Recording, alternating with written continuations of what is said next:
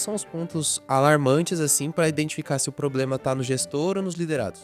Tá bom, o que você quer saber mais especificamente, Vitor? Se quando eu tô gerindo uma equipe, eu quero identificar se o problema sou eu ou se são a minha equipe, né? No caso, a equipe. Tem uma resposta que é a resposta mais correta para isso, posso estar abstrato, né? Eu não sei exatamente qual situação você está falando, mas isso é para tudo, para educação de filho, para namoro, para casamento, para tudo. Provavelmente o correto dessa resposta é os dois, né? É, provavelmente, né? Provavelmente, quando a gente vê um problema qualquer na realidade, a gente tem uma postura existencial que é você olhar como quem acusa, né? E como quem está tentando descobrir qual que é o problema no outro, perfeito? Isso sempre me parece equivocado, muito. Por outro lado, Vitor, o pêndulo também é super equivocado, como quem diz, nunca a culpa é dele, é sempre minha, né? As duas coisas me parecem sempre erradas, né? Porque, na realidade, se a gente já tem um pouco de experiência, nunca é assim. Provavelmente, você tem os dois lados ali que tem seu peso de responsabilidade num desfecho negativo qualquer que seja. Como é que a gente sabe? Pronto, eu fui colher o exame de sangue outro dia. E meu plano de saúde é caro, pô. Beleza? Eu tenho plano de saúde, fui colher exame de sangue num laboratório bom, né? De rico. Beleza? Porra, fui lá, sentei pra ser atendido. Entrei no ambiente, cara, tudo descascando, parede suja. Mas beleza, também, não é que eu seja fresco, mas eu reparo como dono, né, de empresa. Cara, tem uma coisa errada aqui. O serviço, a oferta tá incompatível com o que eu paguei pra receber, né, digo, porra. Aí chegou o rapaz da recepção, coitado, eu nem... Claramente, eu percebi claramente o que aconteceu. O menino tá igual a barata tonta, coitado. Não conseguia resolver nada. Aí me deixou esperando ali. E eu, com toda a educação do mundo, em geral, sou educado nessas coisas. Eu falei assim, cara, posso te ajudar em alguma coisa? Você tá ali? Não, tá bom. Falei, beleza. Cara, passou assim 15 minutos, ele sentado na minha frente aqui. Aí eu, pacientemente, olhando o relógio, assim, né? Falei, cara, eu tava começando a perceber mais, eu tava mais atento ao processo errado do que propriamente estava irritado que eu tava demorando ali. 15 minutos ele na minha frente. Aí eu falei assim, posso te ajudar em alguma coisa? Sabe que horas que eu vou poder entrar para colher o exame?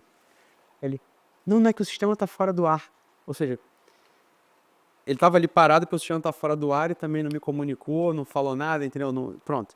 Eu tô querendo o seguinte, o quanto esse rapaz ele tem de culpa de prestar um mau serviço ali naquele momento? A minha resposta é zero. Ele tem muito pouca culpa de prestar um mau serviço, tá? Porque é uma sacanagem com o menino. O menino tinha claramente uns 19, 20 anos, sei lá, né? Talvez já tenha trabalhado, certamente trabalhou em outras coisas ao longo da vida, mas provavelmente nunca trabalhou naquela posição. Talvez ele seja novo naquela posição e ele claramente não recebeu um treinamento. Claramente o pessoal não falou pra ele, ó, presta atenção, aqui é o hospital de Bacana, né? Vai chegar um monte de dondoca aqui da Barra da Tijuca que tem dinheiro, tá acostumada a ter bons serviços, eles pagam caro para ter um serviço de qualidade de atenção e a gente aqui precisa oferecer um serviço que seja adequado à expectativa deles. Não faz sentido o que eu tô falando? É óbvio, porra, né?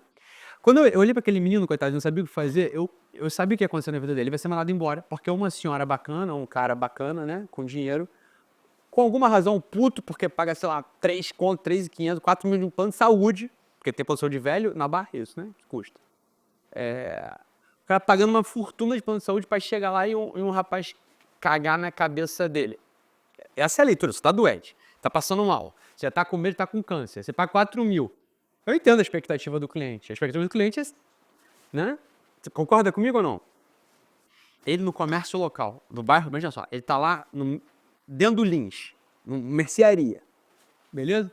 Você imagina esse menino de terno, porque ele tava de terno aqui no... Ele de terno, falando, senhor, pois não, senhor, só um segundo, senhor. Para aquele outro contexto, talvez ele estivesse entregando um serviço de alta qualidade.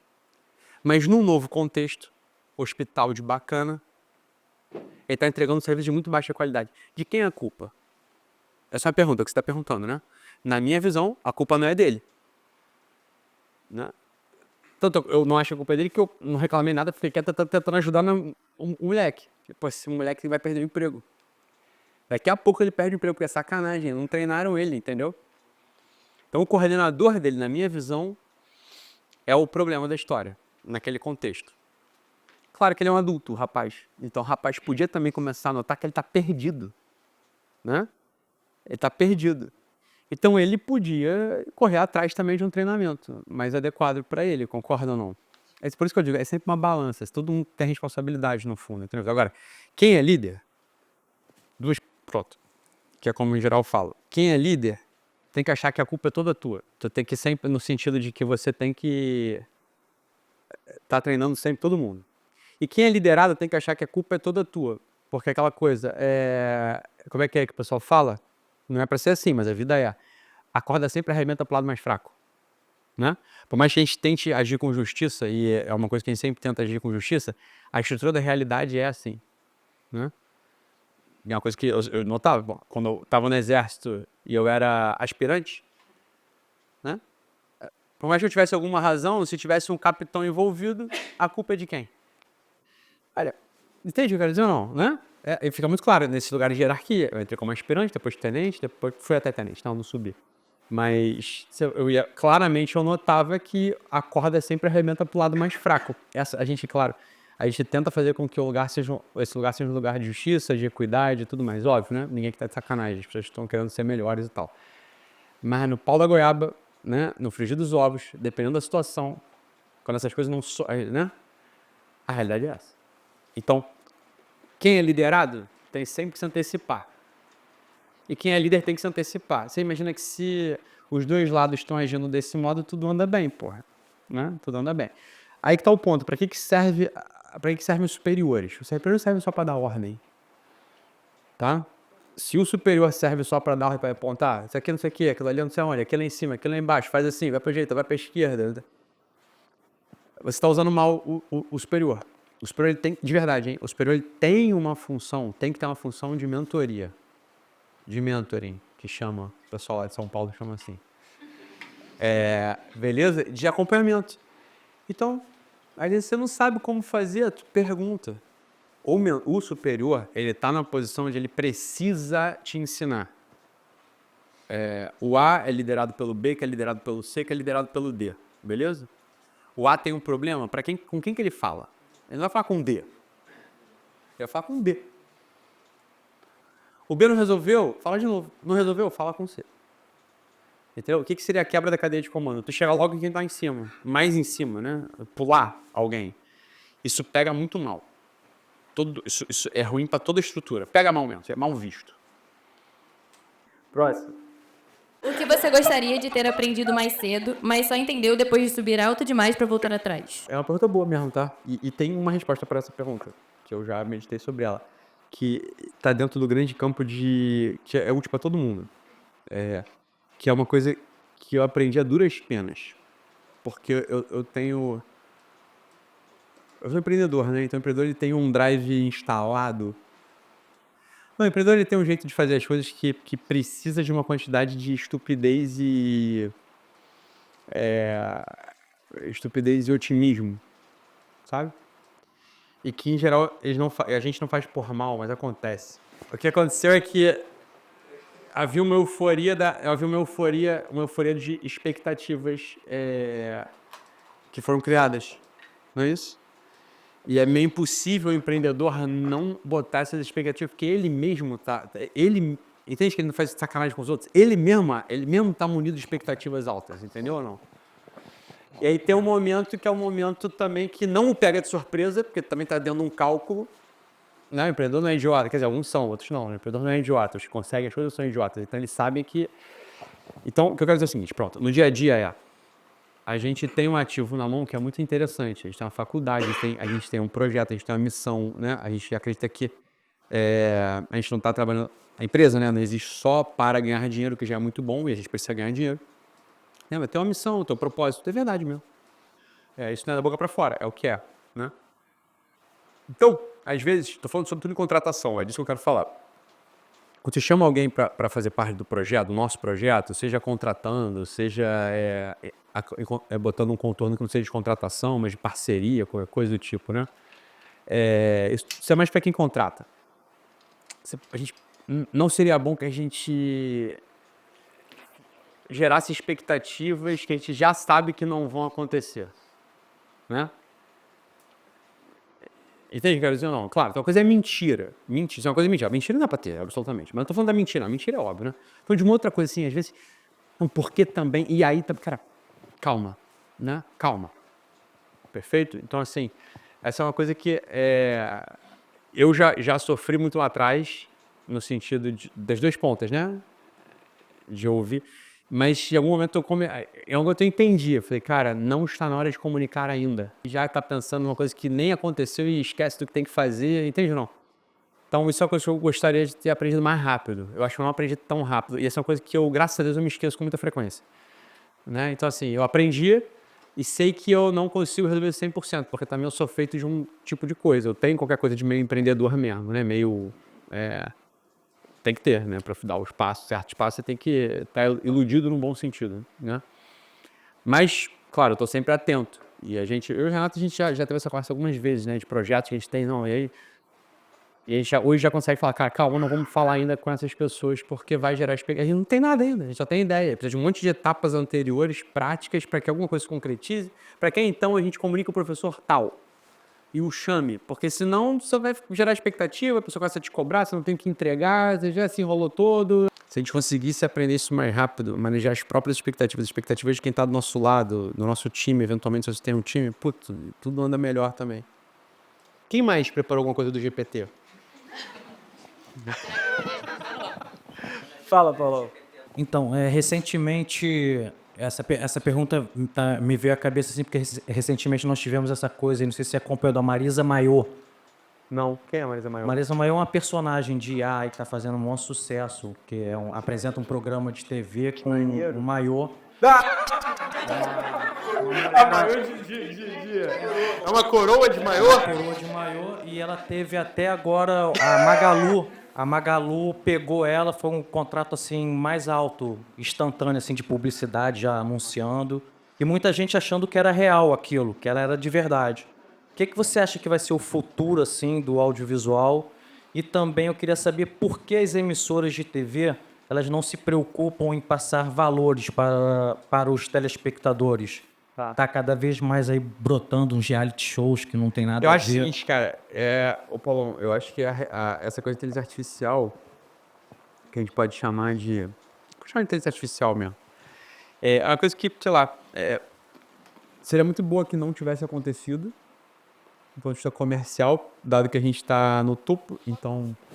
Entende o que eu quero dizer ou não? Quer dizer, a gente já sabe fazer tudo, a gente já faz os nossos processos, a gente sabe fazer. A gente tem um timaço. Não tem, né? Pô, seria muito bom que tivesse acontecido, né? Agora, aconteceu. Então não dá pra gente fingir que não aconteceu. Não dá pra gente fingir que as coisas vão voltar pro que eram, que as ferramentas que eu tinha, elas vão dar conta. Não vão, cara. Isso é romantismo tolo, né? Isso é equivalente a você ser um arquiteto da década de 40 e 50 e começar a ver o computador e AutoCAD e falar, nossa, eu faço a coisa aqui, ó, é na prancheta mesmo e na régua. Não faz, né? Assim, beleza, vai fazer até a hora que ninguém mais quiser o que você está fazendo, porque é 1000 vezes mais rápido e barato se o estagiário faz num computadorzinho, né? É equivalente, é uma mudança de tecnologia brutal. Então, não dá para fingir que isso não vai acontecer. O que eu acho, Paulo, acho mesmo, tá? Que, aí presta atenção no que eu vou falar, porque isso aqui é meio estranho, mas e meio difícil de entender. Mas né, na era da tecnologia da inteligência artificial, que é o que está vindo, o que mais vai importar é uma coisa chamada marca e assinatura, tá? A marca e a assinatura eles vão ser diferenciais para tudo, para profissionais e para empresas, né? Então, vamos lá, por exemplo simples, né? O exemplo simples é o seguinte: se você hoje está com fome e quer comer uma pizza, e supondo que você tenha dinheiro para pedir coisa no iFood, você vai entrar no iFood. Hoje já está diferente, né? Mas você vai entrar aqui no iFood e vai...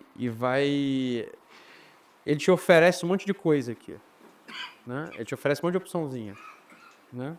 E aí você ainda pode ser convencido no processo. Ou seja, eu queria uma Pizza Hut, mas apareceu aqui uma outra pizza. Pizza veio, né? Putz, mas pode ser não seja Hut, vai ser Domino's e tal, né? O que eu quero dizer é o seguinte: o modo como o mundo está disposto hoje é o seguinte modo. Os mecanismos tipo Google, iFood, ou o que é que seja, eles ainda te fazem ofertas de produtos ou serviços conforme a capacidade que o anunciante tem de pagar para estar aparecendo ali. Não é isso? É assim que funciona. Eu consigo imaginar um mundo, qualquer uma pessoa consegue imaginar um mundo de inteligência artificial, tô dando um exemplo, tá? Que depois eu vou pro audiovisual. Todo mundo consegue imaginar um mundo do qual daqui a pouco você vai estar com o fone aqui, ou vai falar assim, ó, hoje eu vou ter um jantar na minha casa, que vão 4 amigos, um deles é alérgico à lactose, eles vão chegar às 7, você consegue encomendar Pizza Hut pra mim, pra todo mundo? Né? A inteligência artificial, ela vai ouvir aquilo e ela é toda integrada. Ela já dispara uma mensagem para não sei das contas, já chega a pizza na tua casa, ela acha que a lactose, ela já fez a brincadeira ali de não ter queijo. Ela resolveu tudo para você, entendeu? Quem vai sobreviver nesse mundo novo, eu acho? Quem tiver voz e assinatura. Quem for reconhecido pela massa como alguém que de fato entrega uma coisa diferente, tá? Então, por exemplo, hoje, quando a maioria das pessoas não nota ainda, mas quando eu pego um texto desses produzidos por inteligência artificial, eu tava vendo uns caras aqui, hoje eu tirei o dia de manhã para ficar lendo coisa aleatória no Instagram, lendo texto, né, de influencer, de coach, de educador, de político. Eu devo ter lido 80% do que eu li foi feito com inteligência artificial e todos eles muito ruins. O que significa muito ruim? Não é ruim, as pessoas ainda não notaram que é ruim, né? Ainda parece bom, mas é horrível, né? Como é que é? É esperança, é movimento, é suave. É sempre assim, né? Não é sobre isso, é sobre aquilo. Não é apenas sobre A, mas sobre B e C. É a mesma estrutura, é uma estrutura de oposição, uma estrutura contraditória, e tem sempre um ternário ali de cadência com uma coisa abstrata no fundo. Cara, eu sei olhar, ler e dizer, isso é inteligência artificial, tá super mal escrito, né? A maioria das pessoas não saberia dizer, né, o que tá, mas não tem traço, não é nada. É volume de produção. Porque ela não é uma inteligência artificial, é uma esperteza artificial. Ela é espertinha, ela conecta coisinhas. São cálculos muito rapidinhos que ela faz, né? São cálculozinhos. O poder criativo ela não tem. O poder criativo da assinatura da criação, isso é humano. Pronto, uma pessoa talentosa como você, por exemplo, vai continuar tendo lugar. Mais, eu diria, porque agora ainda consegue fazer as coisas eventualmente. Se dominar a ferramenta, vai conseguir fazer mais volume mais rápido com assinatura. Isso é uma coisa. Depois a TV, eu acho o seguinte, Paulão, porque a TV não passa valores, porque a TV é igual notícia, bicho. Aquilo ali, a gente não pode se iludir. Virou comércio, virou mercado, né? É vulgaridade, cara. A vulgaridade, ela dá muita audiência. O dinheiro da televisão tá na audiência, né? Então é muito mais fácil você conectar 1000 pessoas vendo fofoca, sexo e humilhação e baixaria do que literatura. Verso Alexandrino, Telecurso 2000, né? Não vai. Então, claro, o que a Globo, a TV aberta questão de audiência, porque aí o anunciante gosta daquilo, né? Então, claro, se você consegue audiência mantendo uma qualidade alta de entrega, qualidade que eu digo cinematográfica, né? Que é o que a Globo faz, em regra. Tem muita gente vendo. Muita gente significa dinheiro pra emissora. E é isso, aquilo ali é um comérciozão, bicho, né? Aqui a gente ainda é maluco. Eu sou maluco. Eu podia ter ido por um caminho, sabe, a gente já tá junto há muito tempo. Eu podia ter ido por um caminho assim, só caçando audiência. E aos poucos eu ia desensibilizando o pessoal, ia aumentando o funil. E capacidade eu tenho de falar besteira, de ser engraçado, de ser grosseiro, de falar maluquice. Claro que tem, né? Agora, para que eu quero um programa do YouTube que me dê 800 mil visualizações por dia, se eu tô aumentando a histeria das pessoas, se eu tô aumentando a ignorância, a fofoca, fazendo todo mundo ficar nervoso? Eu não quero isso, entendeu? Não quero mesmo. Prefiro muito mais a gente fazer um programa tipo o nosso Mundo Afora, que vai dar ali 80 mil, 100 mil visualizações, mas que é edificante. Mas pronto, a gente tá junto, a gente tá falando a mesma coisa. É o que eu acredito, né? É o que eu acredito. Eu abrir mão de você conseguir uma audiência de 1 milhão para uma audiência de 80 mil, abrir mão de você, sei lá, mas você fazer o que você gosta de fazer, o que você acredita que tem que ser feito, né? É claro que a notícia vai ser o tiro na cara do cidadão de bem, que tomou indo pro seu trabalho. Que bom que isso é notícia. Mas se a notícia fosse o inverso, né?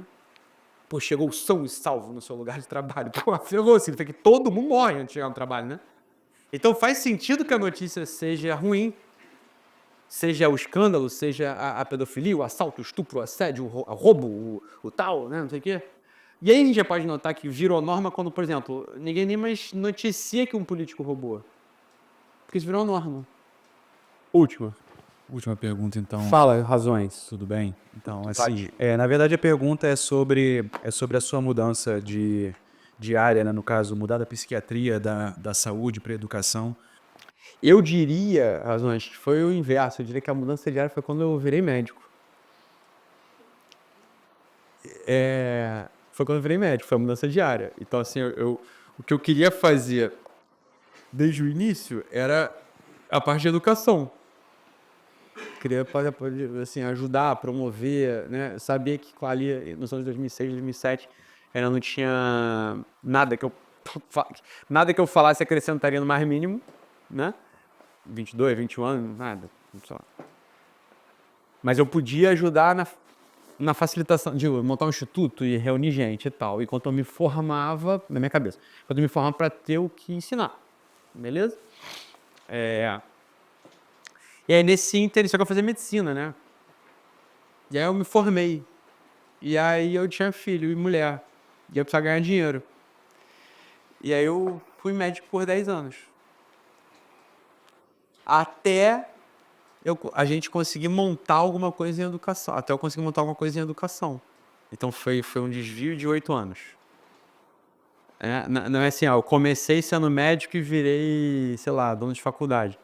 Eu comecei querendo ser dono de instituto de humanidades. Achei que fosse conseguir, não deu. Fiz uma inflexão de 8 anos ganhando dinheiro como médico, enquanto eu continuava trabalhando para isso aqui que a gente está fazendo acontecer e continuava estudando. Quando eu me formei, eu tinha filho já. O Ítalo, meu filho mais velho, tinha nascido, já era casado. Então eu precisava ganhar dinheiro. Aí o que eu fiz? Entrei no exército. Foi a melhor coisa para mim. Puta, entrei no exército, esquece. Soldo de tenente, porra, tá maluco? Tá de boa. Enquanto eu terminava de ser médico. Aí depois saí do exército e fui ali. E aí pronto, é muito fácil também você se envolver. Isso eu acho, é muito fácil você se envolver com um trabalho quando duas coisas acontecem. Você sabe fazer aquilo, e aí, portanto, o resultado é bom, e você ainda ganha dinheiro. Né? Era o que aconteceu comigo na medicina. Eu, como psiquiatra, se eu fosse cardiologista, cirurgião... Meu pai é cirurgião plástico, pra mim era muito fácil ser cirurgião plástico, né? Ou anestesista, mas aí não dava, porque era muito longe do que eu gostava de estudar, que era literatura e filosofia. A psiquiatria eu imaginei que fosse uma coisa que eu pudesse continuar estudando literatura e filosofia sem meus diretores espirituais e minha mulher me encherem o saco. De que tá perdendo tempo, né? Com coisa inútil. Entende não? Foi uma estratégia. Que eu falei, cara, eu posso ser médico, eu posso continuar estudando filosofia e literatura, justificar o meu estudo porque é psiquiatria, ninguém sabe o que é psiquiatria, né? E tá bom, não tô perdendo tempo, não tô falando, né? Então pronto, o pessoal, meu ajudante espiritual, minha mulher, o pessoal vai ser mais fácil para eles entenderem. Porque você imagina se eu viro cirurgião plástico, eu fico estudando literatura, filosofia. As pessoas não olham para aquilo e não reconhecem. Porra, o que tá acontecendo? Tá perdido, né? Aí gera uma insegurança em todo mundo. E eu tenho uma preocupação com as pessoas que eu amo, que são próximas. Com quem tá pra lá, eu quero que se foda, mas quem é próximo, eu de fato me preocupo com a opinião e com tá pensando. Eu não gosto que as pessoas fiquem nervosas, né? Por minha causa. Então, você entende o que eu tô dizendo? Eu conseguia estudar Julián Marias, Aristóteles, sei lá, conseguia ficar estudando, porra, Kierkegaard, ficar lendo, sei lá, Balzac, e dizer, não, eu tô estudando, eu tô trabalhando. Dentro da medicina, o que eu escolhia? Aquela área que eu posso ouvir história, estudar coisas, dessas coisas que não servem pra nada e ninguém ficar me enchendo o saco, entendeu? Não deixar ninguém nervoso, no fundo, é um pouco isso. É a formação humana com a formação técnica. É isso. É um pouco isso mesmo, entendeu? Então ali foi onde eu me encontrei na medicina e aí, de repente, eu descobri que eu sabia fazer, cara. Aí, pronto, aí ficou fácil ficar 8 anos ali. Eu sabia mesmo ajudar os outros, era legal mesmo, era legal. De repente eu notei que eu sabia resolver essas coisas, quando me assustava e não ajudava. E ainda me pagavam. Porque eu tinha um monte de história. Porra, quantas histórias eu tenho na minha cabeça? Sei lá, incalculáveis. Porque além de todas as que eu ouvia, eu misturo as histórias que eu ouvia no consultório, entendeu? É muito legal, eu consigo inventar a história assim, né? Porque eu ouvi, porra, quantas 1000 histórias, entende? Então, é legal pra caramba. E aí, você também ganha um tipo de consistência interna. Dificilmente uma coisa me assusta, cara. Né? Tipo... Eu falo, como assim, ó? Isso é óbvio que isso vai acontecer, porra. Né? Quer dizer, talvez isso eu nunca tenha visto, mas se misturar a história da Dona Marlene com a história do Paulão, ih, deu essa aqui. Né? É óbvio que deu. Né? É divertido um pouco. Às vezes, se eu abrir a porteira, minha cabeça ela fica muito divertida, entendeu? Teve um evento aqui que o pessoal perguntou, evento de empresários, tá pensando, então, mas como é que, cara, então você nunca teve formação em empresa, formação em marketing, como é que você sabe essas coisas? Aí eu meio que brinquei, cara, é o que eu vejo muito filme. Ah, eu já vi isso num filme. Olha, a quantidade de CEO que eu já atendi, meu amigo, e que me compartilhava toda a vida dele, tomada de decisão, e como ele via empresa, como você dá de sacanagem, é óbvio que eu sei mais do que quase todos os professores de marketing no Brasil. Porque eu estava atento, estava prestando atenção, eles me contavam aquilo, eu reelaborava o que eles me contavam numa história arquetípica, depois em derivações possíveis, depois eu ainda ia atrás, porque eu estudava os meus pacientes. Beleza, pessoal? Ótimo. Vamos trabalhar todo mundo. Beijo.